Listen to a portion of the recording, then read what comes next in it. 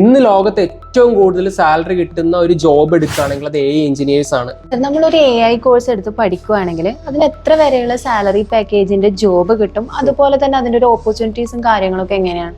ലോകത്ത് ഏറ്റവും കൂടുതൽ സാലറി കിട്ടാനായിട്ടും ഏറ്റവും കൂടുതൽ കരിയറിൽ സ്കെയിൽ ചെയ്യാനായിട്ടും പറ്റുന്ന പൊസിഷൻ നോക്കുകയാണെങ്കിൽ അത് ആർട്ടിഫിഷ്യൽ ഇന്റലിജൻസ് ആണ്. റീസെന്റ് ഫേസ്ബുക്ക് ആയിട്ടുള്ള മെറ്റ അവരുടെ സൂപ്പർ ഇന്റലിജൻസ് ലാബിലേക്ക് ഹയർ ചെയ്തുകൊണ്ടിരിക്കുകയാണ്. ഓരോ കാൻഡിഡേറ്റും 100-200 മില്യൺ ഡോളേഴ്സ് ആണ് സ്പെൻഡ് ചെയ്യുന്നത്. അതായത് നമ്മുടെ ഇന്ത്യൻ വംശജൻ ഇല്ലെങ്കിൽ ഇന്ത്യൻ IITian ആയിട്ടുള്ള ട്രിപ്പിത് ബൻസാൽ എന്ന് പറയുന്ന ഒരു AI എഞ്ചിനീയറിന് ഓപ്പണയിലായിരുന്നു വർക്ക് ചെയ്തുകൊണ്ടിരുന്നത്. ആ AI എഞ്ചിനീയറിന് മെറ്റ പർച്ചേസ് ചെയ്തത് ഇല്ലെങ്കിൽ ഓപ്പണയിൽ നിന്നും എടുത്തുകൊണ്ടിട്ട് മെറ്റ സൂപ്പർ ഇന്റലിജൻസ് ലാബിലേക്ക് കൊണ്ടുവരാൻ വേണ്ടിയിട്ട് അവർ കൊടുത്ത ഓഫർ എന്ന് പറയുന്നത് $100 മില്യൺ ആണ്. അതായത് ഏകദേശം 850 കോടി രൂപയുടെ പാക്കേജ് ആണ് കൊടുത്തത്. സോ ഇന്ന് ലോകത്ത് ഏറ്റവും കൂടുതൽ സാലറി കിട്ടാനായിട്ടും ഏറ്റവും കൂടുതൽ കരിയറിൽ സ്കെയിൽ ചെയ്യാനായിട്ടും പറ്റുന്ന പൊസിഷൻ നോക്കുകയാണെങ്കിൽ അത് ആർട്ടിഫിഷ്യൽ ഇന്റലിജൻസ് ആണ്. പക്ഷെ എല്ലാവർക്കും കിട്ടണമെന്നില്ല.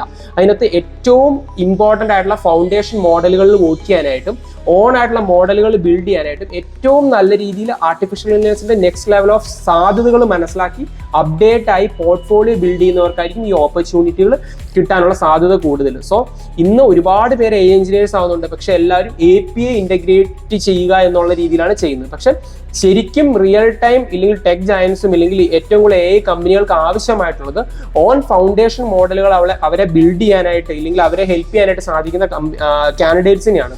സോ അങ്ങനെയുള്ളവർക്ക് വലിയ രീതിയിലുള്ള ഓപ്പർച്യൂണിറ്റിയാണ് ഇന്ന് ഉള്ളത്.